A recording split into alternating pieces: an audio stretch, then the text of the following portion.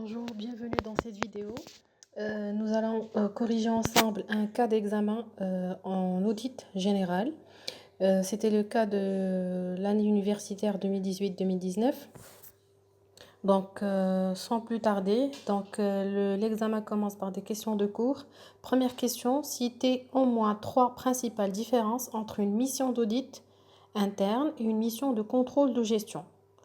Et présentez votre réponse dans un tableau comme celui ci-dessous. Donc, on vous a déjà tracé un tableau à 2 colonnes. Donc, mission audit interne, mission contrôle de gestion et précisez au moins 3 différences entre les deux missions. Donc, au moins 3. Donc, si vous mettez plus, ça c'est très bien, mais moi je vous propose de vous limiter à 3. Donc, 3 c'est le minimum pour avoir vos 3 points en répondant à cette question. Donc, premier élément de réponse, eh bien, vous savez très bien que l'audit interne est une mission qui va permettre d'analyser les procédures mises en place par l'entreprise en vue de détecter des faiblesses et éventuellement, qui dit faiblesse, dit risque. Donc, c'est ça la mission d'audit interne. Contrairement à la mission de contrôle de gestion, eh bien, le contrôle de gestion, il s'agit tout simplement d'analyse des données d'exploitation, comptabilité générale, comptabilité de gestion, donc des données comptables, en vue de faire des prévisions par la suite concernant les différents budgets établis par l'entreprise. Ça, c'est la première différence. Deuxième différence, s'assurer au niveau de l'audit interne, eh bien, il nous permet de s'assurer du respect des mesures de contrôle interne. Donc, rappelez-vous, quand on avait défini en séance de TD, donc la première séance, on avait défini ce que c'est l'audit en général. Eh bien, on avait dit que l'audit est un examen établi par un professionnel compétent en se basant sur des normes. Eh bien, pour l'audit interne, les normes, ça serait justement ce qui est prédéfini dans le système de contrôle interne de l'entreprise. Donc, ce qui est défini dans la procédure de contrôle interne, je vais venir, moi, en tant qu'auditeur, dans une mission d'audit interne, je vais essayer de vérifier est-ce que les procédures de contrôle interne sont bien exécutées et sont bien vérifiées. Contrairement au contrôle de gestion, eh bien, il va nous permettre tout simplement d'analyser les résultats et les indicateurs financiers pour calculer les coûts prévisionnels d'une entreprise donnée. Troisième différence, eh bien, la mission d'audit interne est une mission ponctuelle. Ça veut dire qu'elle peut se faire à un moment donné. Elle n'est pas continue. Je choisis une date, je fixe une date au cours de l'année. Donc, ça va être pour une période, d'accord? Une mission, donc elle est ponctuelle et périodique. Une mission qui va durer 1 semaine, 2 semaines, peut-être jusqu'à un mois. Mais ça va se faire une fois par an, par exemple, ou une fois chaque 6 mois. Contrairement au contrôle de gestion, eh bien, le contrôleur de gestion, c'est tout un département, c'est toute une fonction qui est partie intégrante dans l'entreprise qui va fonctionner de manière continue.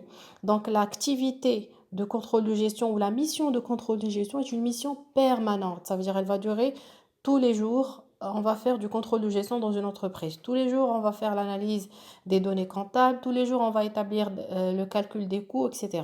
Donc, il s'agit d'une mission permanente et répétitive. Chaque jour, on va devoir la faire.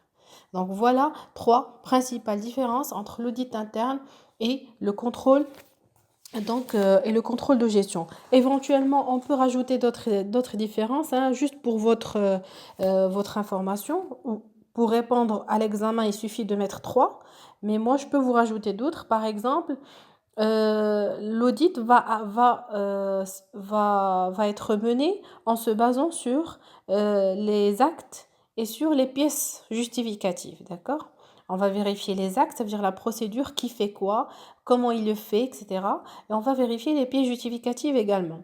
Par contre, le contrôle de gestion, il utilise des données essentiellement chiffrées. Donc, c'est des chiffres, c'est des calculs, c'est des montants, donc c'est des coûts pour justement faire le calcul des coûts prévisionnels, etc. D'accord?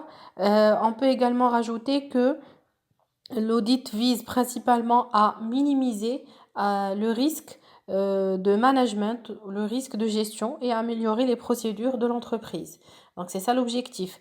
Par contre, l'objectif du contrôle de gestion, c'est une technique qui permet d'analyser les indicateurs financiers et avoir justement donc une vision par rapport à la gestion purement financière de l'entreprise. Donc ça, c'était juste pour information. Deuxième question, rappelez en quoi consiste la norme du secret professionnel. Donc la norme du secret professionnel est une norme qui fait partie des normes liées à la personne de l'auditeur, rappelez-vous. Donc en même temps, on est en train de répondre à ce cas d'examen et en même temps, je vous fais un petit rappel de cours. Donc les normes, on avait distingué les normes de travail, les normes liées à la personne de l'auditeur et les normes de rapport. Et dans les normes de l'auditeur, on avait cité l'indépendance, la compétence, donc le professionnalisme et on a également évoqué le secret professionnel. Donc le secret professionnel tout simplement, eh bien l'auditeur il est tenu de garder la confidentialité par rapport aux informations qu'il va devoir accumuler au moment de sa mission d'audit. Et bien sûr, il est également responsable de tous les membres de son équipe. Il doit pas divulguer les informations, il doit même aviser ses membres, les membres de son équipe, de faire attention et de garder secret donc par rapport aux informations recueillies au moment de la mission d'audit. Troisième question, quelles sont les étapes à suivre pour réaliser une confirmation directe des clients? Donc là, on a précisé quelles sont les étapes à suivre pour une confirmation directe des clients. Généralement, parmi les techniques d'audit utilisées par un auditeur, eh bien, on a surtout dans le cadre de l'audit comptable et financier, que ça soit légal ou contractuel, on a ce qu'on appelle la circularisation des tiers. Quand je dis les tiers, c'est les tiers de l'entreprise auditée. Les tiers qui peuvent être les fournisseurs, les clients, les banques, les assurances, les avocats de l'entreprise, les notaires de l'entreprise. Donc tous ces intervenants, on les appelle des tiers. Et on fait ce qu'on appelle la circularisation ou la confirmation directe. Ça veut dire on va aller chez ces tiers, on va leur demander quel est votre solde. Donc, quel est votre solde chez l'entreprise ou par rapport à l'entreprise? Je prends le cas d'un fournisseur X et une entreprise Y. Eh bien, je vais envoyer une lettre au fournisseur X pour lui dire tout simplement merci de me confirmer exactement le solde de la dette envers l'entreprise Y. Parce que chez l'entreprise Y, on a le compte 4411, fournisseur X, n'est-ce pas? On a un solde qui est une dette passif. Imaginons que c'est 35 000 dirhams. Eh bien, au moment où je vais envoyer la lettre au fournisseur. Bien sûr, je ne vais pas évoquer le montant. Je vais dire tout simplement merci de me confirmer le solde de votre créance par rapport à l'entreprise Y. Parce que chez le fournisseur X, dans la comptabilité du fournisseur X, eh bien, il s'agit d'une créance envers l'entreprise, n'est-ce pas? Il va avoir un compte 3421, client entreprise Y, montant 35 000 dirhams. Comme il peut s'agir d'un autre montant, et c'est là l'utilité de la confirmation directe. Si jamais il n'y a pas concordance entre les deux montants, eh bien l'auditeur il est tenu de vérifier en quoi consiste l'écart. C'est quoi la raison de la différence? Il doit chercher la réponse à cette différence auprès de l'entreprise bien évidemment et au moment de l'analyse du détail des comptes fournis par l'entreprise. Donc, pour revenir à notre question, les étapes à suivre pour réaliser une confirmation directe des clients. Là, on a parlé d'un cas spécifique de tiers qui sont les clients. Eh bien, tout simplement, dans les étapes, première chose, je vais choisir les clients à contacter en fonction d'un indicateur que je vais moi-même, en tant qu'auditeur, définir.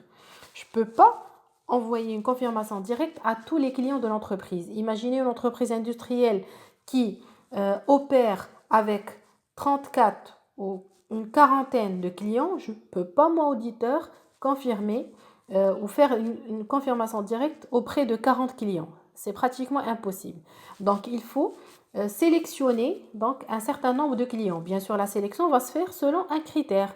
Soit, par exemple, je vais mettre un seuil de signification. Je vais dire tous les soldes de clients qui sont supérieurs à 30 000 dirhams, je vais les auditer. Tous les comptes clients ou les créances clients qui sont inférieurs à 30 000 dirhams, je n'ai pas besoin de les vérifier. Ils sont pas significatifs par rapport à la taille, par rapport au chiffre d'affaires de l'entreprise, etc. Donc, il faut choisir un indicateur pour la sélection. Donc, ça, d'une part. Deuxième étape, c'est l'obtention de l'accord de l'entreprise. Bien évidemment, je vais demander l'accord de l'entreprise parce que la circularisation que je vais faire, elle va se faire au nom de l'entreprise. Et c'est ce qui va me ramener à la troisième étape qui est la rédaction de la lettre de circularisation ou la lettre de confirmation directe à adresser au client que j'ai sélectionné. Eh bien, cette lettre, elle va être l'entête de la lettre, l'entête de l'entreprise. Mais à l'intérieur, dans le contenu de la lettre, je vais bien définir que moi, entreprise, je demande, suite à la demande de l'auditeur expert comptable, Monsieur X, il demande la confirmation de votre solde chez nous, entreprise Y. Donc tout simplement au 31/12/2019 par exemple. Donc la lettre se fait au nom de l'entreprise, mais on précise que c'est pour suite à la demande de l'auditeur.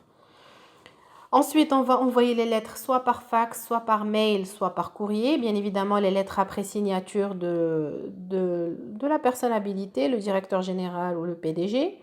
On va relancer si nécessaire. Donc, si jamais on n'a pas de réponse, il faut à chaque fois appeler les clients, leur dire « Est-ce que vous avez reçu notre fax, s'il vous plaît? Merci de nous répondre dans les plus brefs délais. » Parce que remarquez bien, la circularisation, la confirmation directe, c'est une technique rapide pour valider les comptes de l'entreprise. Parce que n'oubliez pas, quand j'audite les comptes, c'est pour justement chercher cette réalité, cette image fidèle des comptes financiers et pour plus ou moins garantir donc les créances et les dettes. Donc, une fois que j'ai une confirmation d'un solde, c'est bon, je peux valider le compte facilement. Je n'ai pas besoin d'aller plus loin ou d'aller utiliser d'autres techniques beaucoup plus développées. Par contre, si je ne reçois pas de confirmation, je ne reçois pas de réponse, si je ne reçois aucune réponse, eh bien, je serai obligée de faire d'autres procédures ou d'autres techniques d'audit, comme les tests de réalité, comme aller voir le détail des factures, etc. Et cela nécessite un budget de temps beaucoup plus important. Donc, voilà l'utilité de la circularisation. Donc, je relance si nécessaire. Ensuite, je reçois les réponses des clients. L'étape suivante, je compare les réponses aux analyses de compte client. Je recherche des procédures alternatives si jamais je ne reçois pas de réponse. Et finalement, j'établis une note de synthèse relative à la circularisation des clients. Donc, je vais dire, voilà les clients que j'ai sur un petit rapport, une petite fiche de synthèse des clients que j'ai circularisés, des clients qui m'ont répondu et des clients qui n'ont pas répondu. Donc, voilà la réponse à cette troisième question qui était sur 2 points. Nous passons maintenant au cas numéro 1. Cas numéro 1, remarquez bien, vous avez là un diagramme de circulation qui est horizontal d'une procédure achat de la société GCCA et on vous décrit, on vous a tracé le diagramme.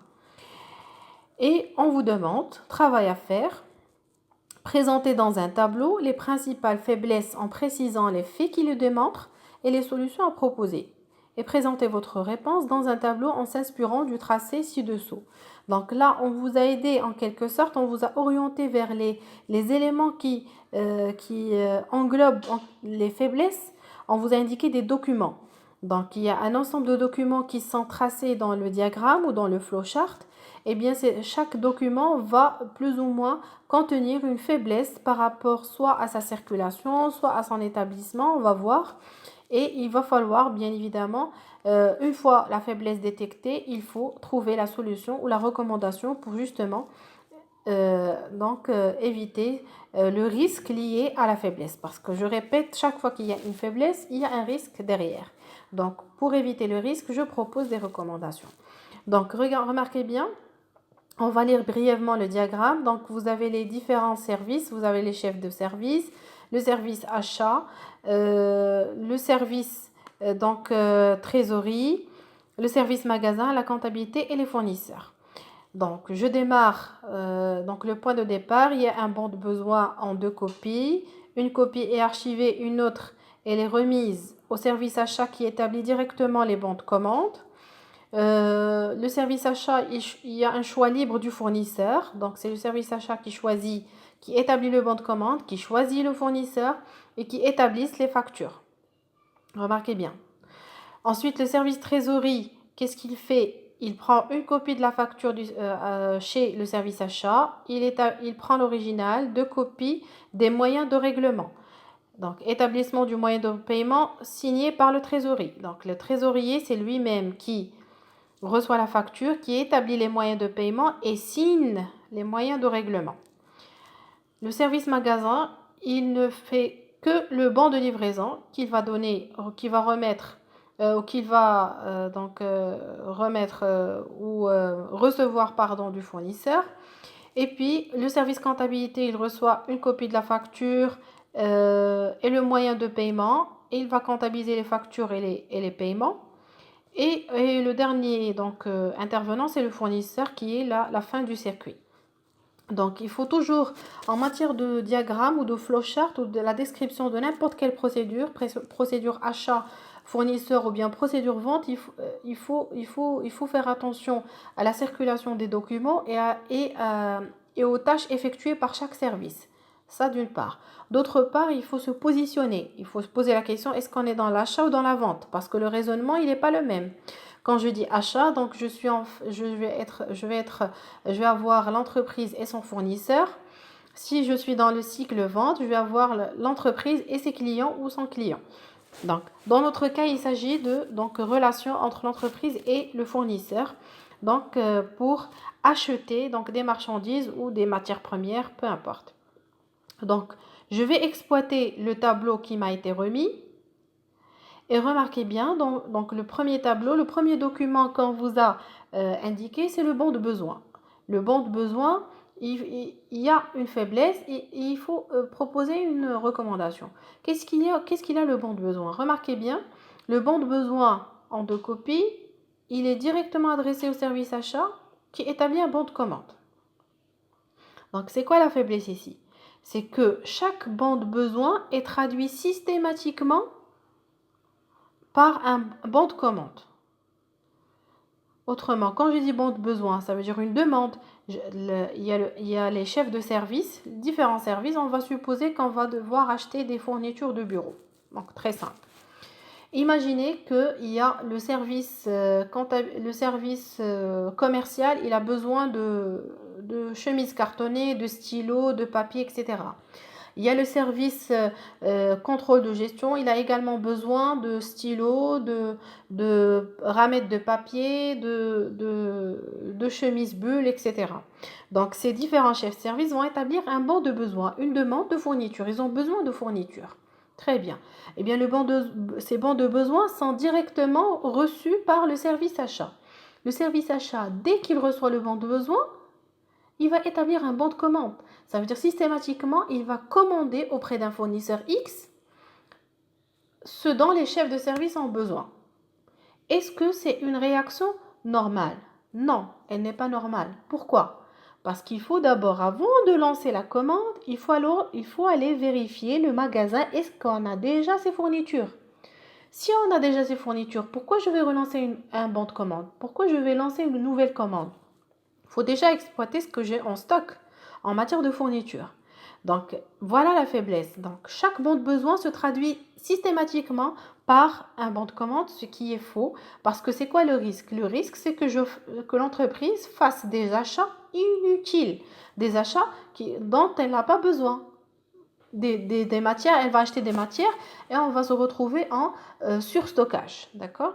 Et vous savez très bien, quand je dis achat inutile, déjà existant en stock, surstockage, et vous savez que le stock, ça engendre des coûts, n'est-ce pas, de stockage.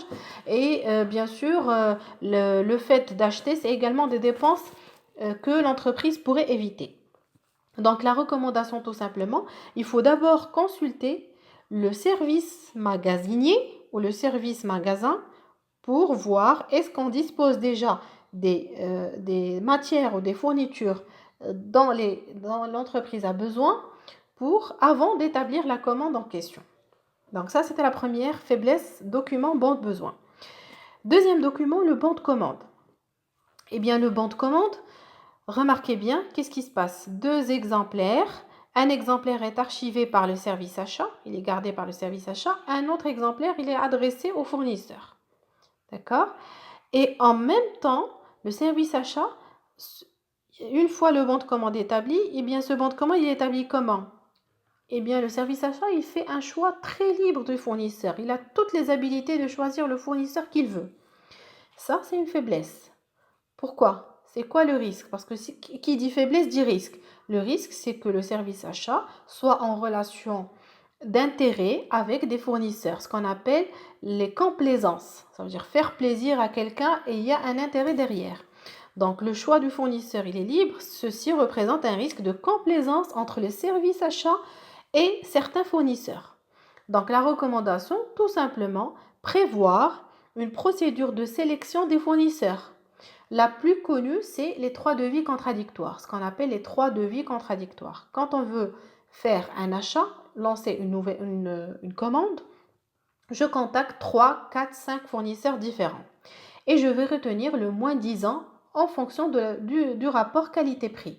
Donc, je vais recevoir le devis du fournisseur A, le devis du fournisseur B, C et D et je vais comparer, je vais voir éventuellement les prix, les références proposées, les articles proposés et je vais sélectionner un fournisseur donné.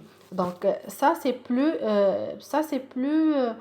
raisonnable et ça réduit justement ce risque de complaisance. Troisième document, on a le bon de réception ou bon de livraison. On l'appelle bon de réception parce qu'on est dans le cadre d'achat. Donc, je vais recevoir le bon de réception de chez mon fournisseur. Et pour le fournisseur, c'est un bon de livraison. D'accord? Donc, le bon de réception, remarquez bien, qui établit le bon de réception? C'est le magasinier. Il établit un seul exemplaire du bon de réception qu'il va devoir adresser au fournisseur. Donc, le bon de réception dûment reçu du fournisseur, il est gardé par le magasinier et puis il est archivé tout simplement. D'accord? La faiblesse, c'est quoi? Puisque seulement le magasinier qui dispose du bon de réception, il a reçu, c'est bon, et il a pris la marchandise ou les matières en question et c'est fini.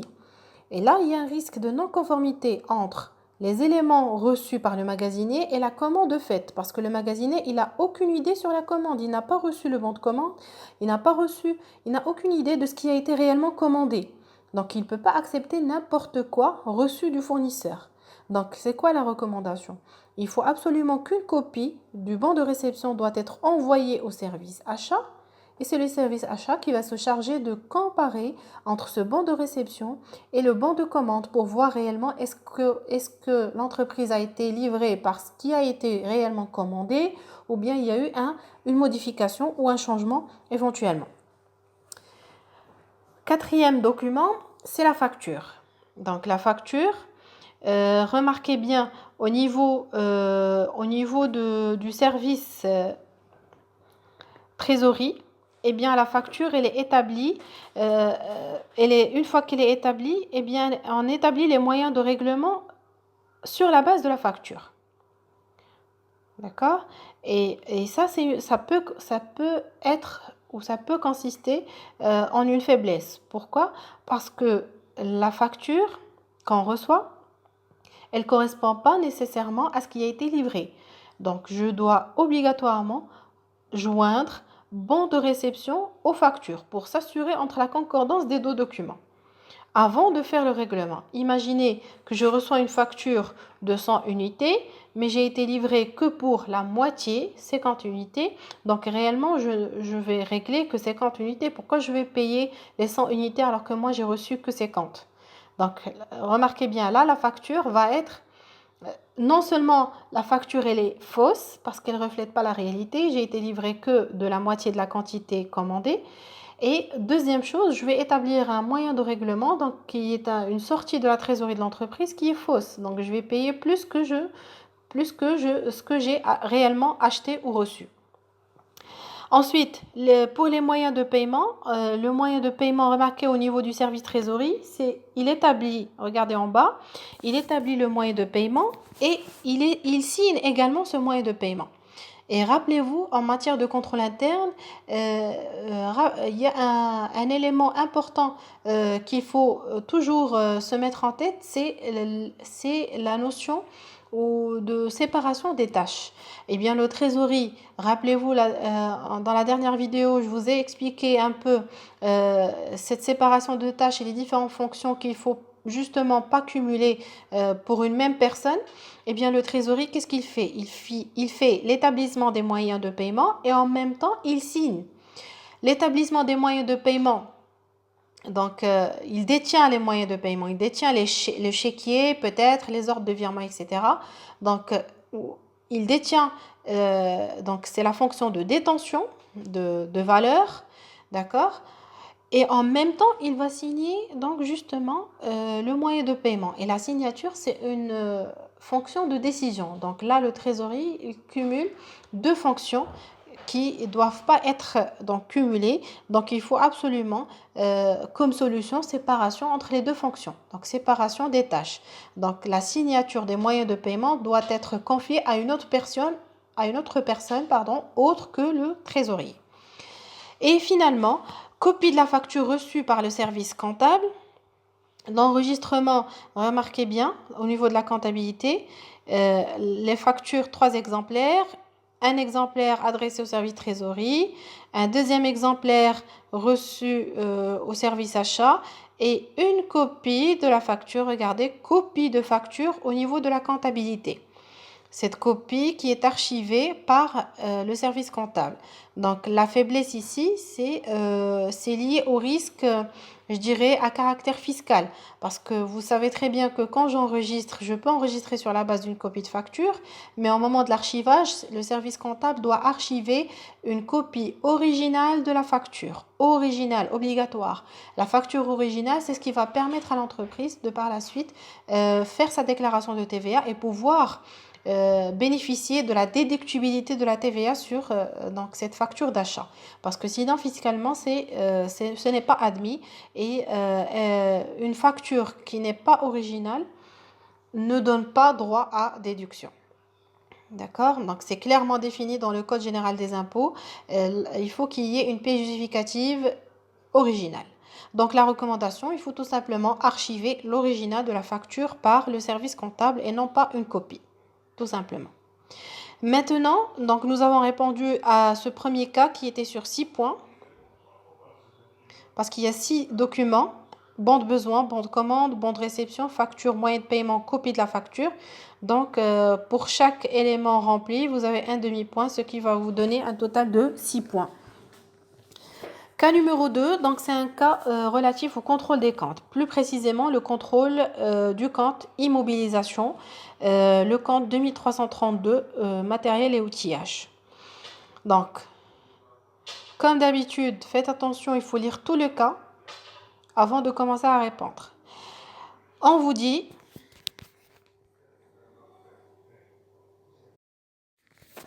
Nous poursuivons avec le cas numéro 2.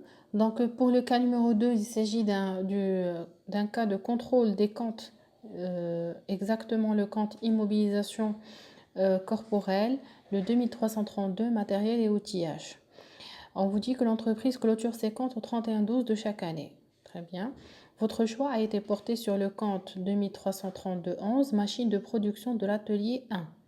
L'observation physique à laquelle vous avez assisté et le calcul des coûts revérifiés à partir des factures vous ont permis de recenser les machines suivantes. Donc remarquez bien, là on va vous présenter les résultats de l'inventaire physique l'inventaire physique dans le cadre d'une mission d'audit légal, eh bien l'expert comptable ou un représentant de l'expert comptable doivent assister à l'inventaire physique des immobilisations. Donc il s'agit du comptage des immobilisations existant au sein de l'entreprise ou des usines qui sont donc liées à l'entreprise pour donc vérifier le nombre des immobilisations encore en actif de l'entreprise. Donc l'inventaire physique ainsi que le calcul des coûts revérifiés à partir des factures vous ont permis de relever, regardez, on a 4 points. Donc on a la machine 1, la machine 3, la machine 4, la machine 5. Donc remarquez bien, on a sauté la machine 2, peut-être on va en parler plus tard. Donc faites attention. Donc 1, 3, 4, 5. Ne comptez pas les chiffres 1, 3, 4, 5 et dire, regardez 5 en bas et dire qu'il s'agit de 5 machines. Attention. Donc lisez bien votre énoncé. Donc là, il s'agit de 4 machines qui ont été comptées ou recensées suite à l'inventaire physique. L'observation physique, c'est également une technique d'audit. C'est une technique, quand je dis observation, ça veut dire que je regarde avec mes propres yeux l'existence d'un élément d'actif dans l'entreprise. L'inventaire physique, c'est une technique qui se fait pour les immobilisations, qui se fait également pour les stocks, n'est-ce pas? Qui se fait également pour le montant en caisse, d'accord? Les éléments de la caisse ou de la trésorerie. Donc ça, c'est une technique d'audit qu'on appelle l'observation physique. Eh bien, donc cette observation physique ainsi que le calcul des coûts à partir des factures, ça veut dire que j'ai récupéré les factures de ces différentes machines au moment de leur acquisition pour vérifier le coût d'acquisition. Donc la machine 1, date d'acquisition, donc c'était en N-12, vous avez le coût. La machine 3 également, la machine 4 et la machine 5 qui est nouvellement acquise en N, le indice N. Donc le coût était de 822 000. Très bien. Les coûts hors taxe ci-dessus, donc faites attention, les coûts que vous avez ici, c'est des coûts hors taxe. N'oubliez pas, quand je fais la comptabilisation d'un élément d'actif en immobilisation, c'est toujours en hors taxe. Et au moment de calculer la dotation, je calcule sur la base d'une valeur d'origine hors taxe. Les coûts donc sont recalculés à partir des pièces comptables d'acquisition. Le montant enregistré pour la machine 5 représente uniquement le prix d'acquisition. Donc, notez bien la machine 5, le montant qui est enregistré en haut, donc les 822 000, correspondent uniquement au prix d'acquisition. Donc, on a dit uniquement au prix d'acquisition, il faut s'attendre à ce qu'il y ait une suite. On va voir tout à l'heure. Toutes les machines sont amorties au taux de 10%. Ça va me servir pour recalculer ou vérifier les dotations et les amortissements cumulés. Le contrôle des comptes au 3112N fait ressortir les données suivantes. Donc, le compte 2332-11 matériel et outillage de l'atelier 1, il est débiteur, donc c'est un compte de la classe 2, il est toujours débiteur, de 4 32 200. Ça signifie que ce compte, au niveau de la comptabilité, il est débiteur de 4 32 200. Et ce compte, qu'est-ce qu'il doit comprendre normalement? Il doit comprendre toutes les machines acquises depuis la création de l'entreprise jusqu'à aujourd'hui. Je répète, le compte 2332-11, c'est un compte de la classe 2. Ça signifie que je vais retrouver dans ce compte la totalité des acquisitions de machines qui a été effectuée depuis la création jusqu'à aujourd'hui. D'accord? Ensuite, on vous dit la vérification avec le comptable des factures d'acquisition démontre qu'il y a 5 machines comptabilisées. Donc, autre chose, j'ai remarqué également en vérifiant avec le comptable que il y a 5 machines toujours comptabilisées. Alors qu'au départ, en observant physiquement avec mes propres yeux, je n'ai remarqué que 4 machines. Donc, il y a une première discordance entre les résultats de l'observation physique. Je n'ai vu que 4 machines donc, qui appartiennent à l'entreprise, alors qu'en comptabilité, j'ai toujours 5 machines. Donc, premier réflexe que je vais avoir, sans avoir à lire la suite, je vais dire tout simplement, il y a quelque chose en plus dans la comptabilité qui n'existe plus réellement. Donc, certainement, il va s'agir d'une immobilisation qu'on a vendue, ou qu'on a mise en rebut, qu'on a retirée de l'actif, mais le comptable n'a pas l'information pour la faire sortir de sa comptabilité ou bien il a oublié de la faire sortir de sa comptabilité. Donc, première discordance, c'est différence entre l'observation physique et la comptabilité en matière de nombre d'immobilisations. Votre investigation vous a permis de relever les données suivantes. Le comptable a enregistré correctement le prix de cession de la machine 2. Donc là, on va parler d'une machine 2 qu'on a sauté tout à l'heure. Donc il y avait une machine 2 qui a été cédée le 38N. Donc c'est normal que je ne vais plus la retrouver dans l'inventaire physique parce qu'elle a été vendue avant l'inventaire. L'inventaire se fait à la date d'arrêté des comptes, à la fin de l'exercice, c'est-à-dire au 31/12N. Elle a été vendue au 38N, donc c'est normal, je ne l'ai pas vue au moment de l'inventaire physique. Cette immobilisation, elle a été vendue au prix de 65 000 dirhams, mais le comptable n'a pas constaté la sortie de la machine. Voilà l'explication pourquoi j'avais 4 machines observation physique et 5 machines en comptabilité. Le comptable, il a oublié, donc je confirme ma deuxième hypothèse, le comptable n'a pas constaté la sortie de la machine. La machine cédée a été acquise, et on vous donne les données. Donc, elle a été acquise le 1/12N-7 au coût hors taxe de 651 600.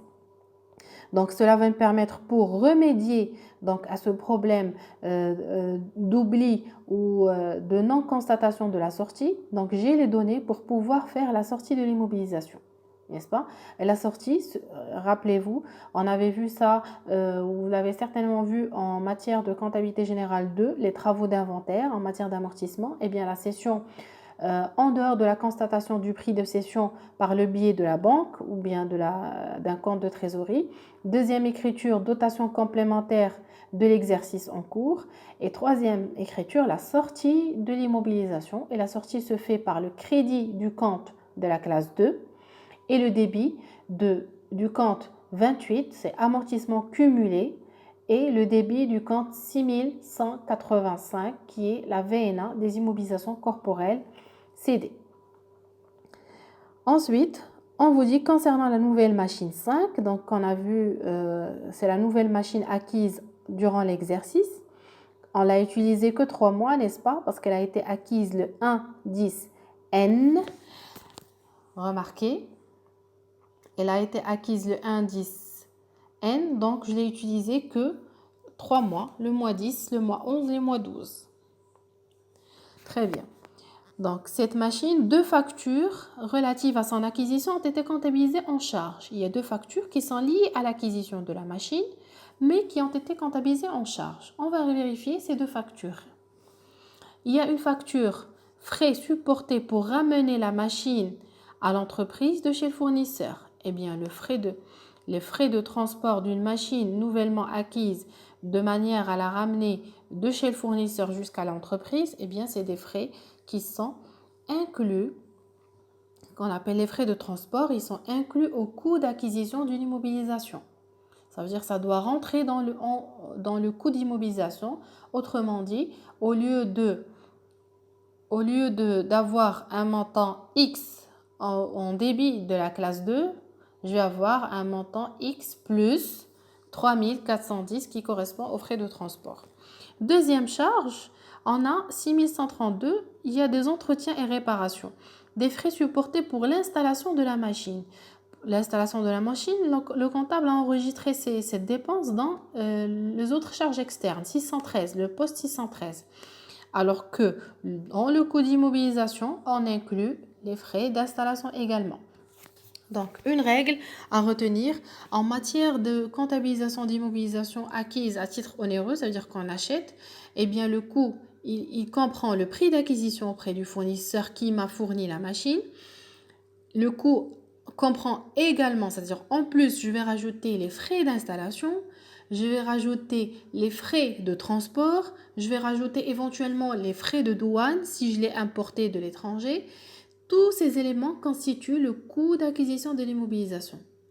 D'accord? Ça signifie que je vais faire la somme de ces montants et passer au débit de ma comptabilité 2332 matériel outillage pour la somme totale.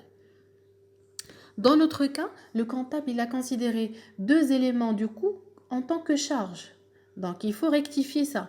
Pour rectifier, donc il faut annuler les charges qu'il avait déjà passées et, ramener ces montants dans le coût de l'immobilisation. Et puis, on vous dit que le compte 28, amortissement du matériel et outillage, est créditeur. Il est toujours créditeur. Les amortissements cumulés, 2 112 537,50. Et ce montant comprend les dotations, bien évidemment, aux amortissements de l'exercice N. Donc, les dotations, ce compte 28, ça veut dire il est après le calcul des dotations, le comptable il a déjà fait le calcul des dotations de N. Donc, le compte amortissement cumulé comprend également les amortissements de l'exercice N. Ça veut dire je vais avoir dans le compte 28 toutes les dotations depuis l'acquisition des machines jusqu'à la date du 31/12/N. Donc, le résultat dégagé par le CPC avant les corrections des erreurs est de 1 242 840. Et on vous demande de relever les incohérences et les erreurs commises par le comptable, de passer les écritures pour corriger justement les erreurs relevées et finalement déterminer est-ce que ces erreurs ont eu un impact sur le résultat. Si oui, bien évidemment, déterminer le nouveau résultat après les corrections, ça veut dire le résultat avant impôt corrigé. On va passer à la correction. Donc, première question, il faut relever les incohérences et les erreurs commises. Donc, première incohérence, quand je dis incohérence, ça veut dire qu'il y a quelque chose qui cloche, vous avez une donnée d'un côté, une autre donnée d'un autre côté qui ne coïncident pas, qui ne convergent pas vers la même chose, donc il y a des différences. Donc, c'est ça incohérence. Incohérence ou différence. On avait dit tout à l'heure que l'inventaire physique a permis de relever 4 machines, alors que le nombre de machines comptabilisées suite à mon entretien avec le comptable, il est de 5 machines. Donc, on a un écart d'une machine et on a retrouvé l'explication. Tout simplement, une machine CD non constatée en sortie, il faut donc passer l'écriture de sortie y afférente. Donc, l'écriture de sortie, on va la passer tout à l'heure quand on va répondre à la deuxième question, passer les écritures pour corriger les erreurs. Donc, la première incohérence, on a dit différence d'une machine entre l'inventaire physique et la comptabilité. Deuxième erreur, la machine qui fait la différence, il s'agit d'une machine M2 qui a été cédée en cours de l'exercice N, mais donc l'écriture de sortie n'a pas été faite. Donc, voilà une erreur. Erreur au niveau de l'écriture comptable de la sortie de M2. Ensuite, la machine 5, le coût d'acquisition enregistré, il est erroné. Pourquoi? On a dit que la machine 5, elle était, regardez ici, la machine 5 représente uniquement le montant qui est ici 822 000, représente uniquement le prix d'acquisition. Mais on a pu vérifier suite à l'investigation qu'il y a 2 éléments qui doivent être inclus dans le coût d'acquisition, notamment les frais de transport et les frais d'installation. Donc la valeur d'origine qui a été comptabilisée est uniquement 822 000, alors que la valeur réelle, c'est les 822 000 plus le frais de transport de 3 410 hors taxe, plus les frais d'installation de 6 090 hors taxe. Ça me donne une nouvelle valeur d'origine de la machine M5 de 831 500 dirhams. Voilà la valeur réelle. Donc, automatiquement, qui dit valeur d'origine comptabilisée erronée, systématiquement, puisque le comptable a déjà fait le calcul de ses dotations durant l'exercice N, il a certainement calculé la dotation sur la base d'une valeur d'origine de 822 000 uniquement, alors qu'il fallait calculer une dotation sur la base d'une valeur d'origine de 831 500. Donc, non seulement il y a une erreur au niveau de la valeur d'origine, ça veut dire dans le compte matériel et outillage, classe 2, il y a une différence qu'il faut rajouter. Deuxième erreur, cette erreur s'est répercutée sur le calcul des dotations. Donc, on va avoir une erreur au niveau du compte 28, amortissement cumulé, qui va être, donc, qui est diminué ou réduit. On va devoir le rectifier. Très bien. Donc, le cumul, je vais démarrer par le cumul des amortissements qui qui était erroné. Donc, on a dit il est moins que ce qu'il fallait enregistrer. Le cumul d'amortissement, il était de 2 millions. Regardez, 2 112 537,50.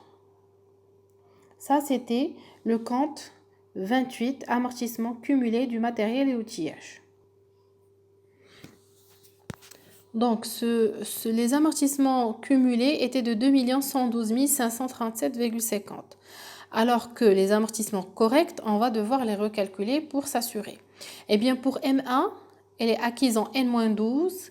Les machines sont amorties au taux de 10%, ça veut dire sur 10 ans. Eh bien, M1 totalement amorti. Donc, les amortissements cumulés égale la valeur d'origine, 945 600. La machine M2, elle a été cédée, n'est-ce pas?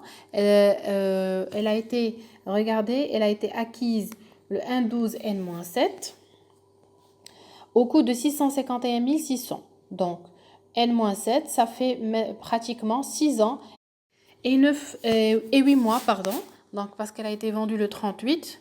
Donc, ça fait 6 ans et 8 mois qu'elle est utilisée. Donc, je vais compter depuis l'acquisition de M2 jusqu'à sa cession. Très bien, je ne vais pas aller jusqu'au 31-12 N, n'est-ce pas? Donc, on l'a utilisé uniquement 8 mois. Ça me donne donc un amortissement cumulé 439 830. Pour M3, eh bien, la valeur d'origine était 750 900, que je vais multiplier par 10%. Elle a été acquise le mois 10 N-6, ça fait 6,25, 6 ans et 3 mois. Très bien. Pour M4, donc 862 100 fois 10%, je l'ai acheté en N-2, donc ça fait exactement le 1,7. Donc cela fait 2 ans et demi que je l'utilise, 215 525. Et finalement, j'ai la machine M5. Rappelez-vous, on a rectifié donc le coût d'acquisition qui est devenu 831 500. 831 500 fois 10% fois uniquement 3 mois. Mois 10, mois 11, mois 12. Ça fait 20 787,50. Donc, le total des amortissements cumulés des machines, donc, ça fait 2 091 055,0. Et si je compare ce montant avec celui en comptabilité, il y a une différence, il y a un écart. Eh bien, l'écart correspond tout simplement d'abord à l'amortissement ou la dotation de M2 que le comptable a considéré comme annuel parce qu'il n'a pas fait la sortie, alors que c'est une dotation qui est complémentaire, qui porte uniquement sur 8 mois, 8 sur 12. Donc, il y a une dotation à annuler de la différence entre la dotation annuelle et la dotation complémentaire. La différence qui est de 21 720. C'est une dotation à annuler. Ensuite, on a la sortie de la machine M2. Donc, pour faire la sortie, il faut calculer les amortissements cumulés. On l'a fait, c'est 439 830 et il faut calculer la VNA, donc qui est la différence entre la valeur d'origine 651 600 et l'amortissement cumulé 439 830. Ça me donne une VNA de 211 770. Donc, je dois passer l'écriture correspondante et bien sûr, je dois procéder à la sortie de M2, donc pour 651 600. Je vais créditer matériel et outillage pour 651 600. Et puis, j'ai la machine M5. La machine M5, elle a été achetée donc durant l'exercice, exactement le N10N. Donc, j'ai uniquement 3 mois d'utilisation. Donc, le mois 10, le mois 11, le mois 12, donc jusqu'au 31-12. Donc, je prends les 822 000 que je multiplie par 10% fois 3 sur 12, ça me donne 20 550. C'est ce qui a été réellement constaté. Mais la dotation correcte, elle ne porte pas sur une valeur d'origine de 822 000, mais sur une valeur d'origine de 831 500. On a vu que le coût de M5, il est supérieur à ce qui a été comptabilisé. Parce qu'on a intégré les frais d'installation et on a intégré les frais donc de transport. Donc, si je recalcule la dotation correcte, donc 831 000 fois 10% fois 3 sur 12, ça me donne 20 787,50. Ce qui me fait une petite différence, donc une dotation en plus à constater de 237,50. Donc, tout simplement pour passer les écritures, on a dit d'abord, il faut annuler une dotation de 21 720 qui correspond à une dotation en plus de M2 parce qu'elle a été calculée sur 12 mois alors qu'on l'a vendue au au mois 8. Donc, annulation de l'amortissement. Quand je dis annulation, je contrepasse. Donc, amortissement et dotation. Et puis, je fais la sortie de M2. La sortie, c'est amortissement cumulé de M2, VNA des IMO, donc de l'IMO M2CD. Et je fais la sortie de matériel outillage pour la valeur 651 600. La VNA et les amortissements cumulés, on l'a calculé tout à l'heure. Et la dernière écriture, je passe la constatation en plus de M5 parce que la constatation, la dotation, on a augmenté la valeur d'origine, on l'a modifiée. Donc, la dotation, on va constater une dotation normale de la différence qui est de 237 000,50. Contrepartie, donc amortissement de matériel et outillage, le compte 28, 237,50. Et il ne faut pas oublier une quatrième et dernière écriture comptable, c'est celle relative à la correction du coût de la machine, donc 5. Il fallait annuler les charges déjà passées, qui sont les frais de transport et les frais d'entretien et réparation. Annulation, ça veut dire je vais créditer le 6142 et créditer le 6133. Et ces charges ont été augmentées au coût de la machine 5. Ça veut dire je vais rajouter ça au compte 2332 matériel et outillage pour la totalité 9500 dirhams.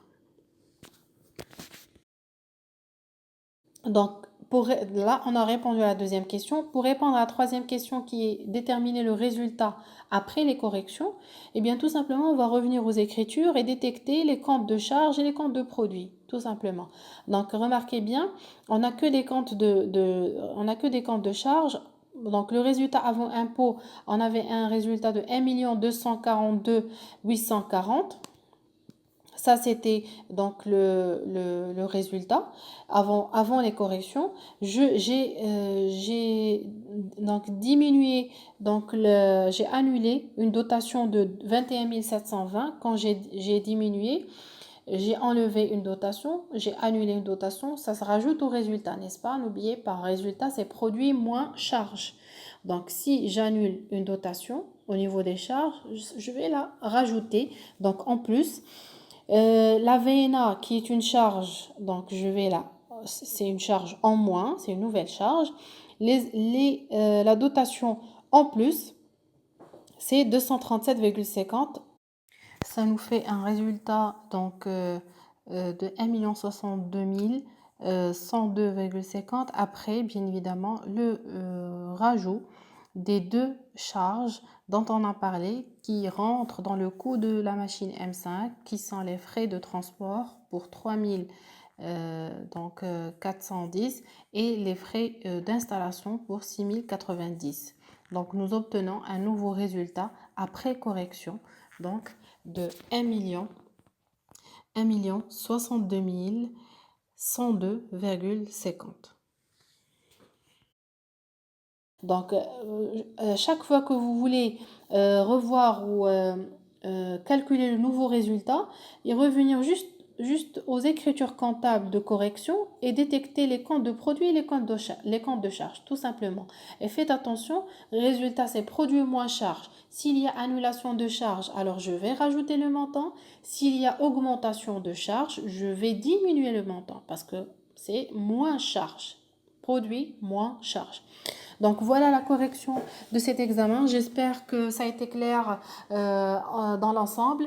Et bien évidemment, vous pouvez me poser vos questions au niveau des commentaires et j'essaierai de répondre dans les plus brefs délais.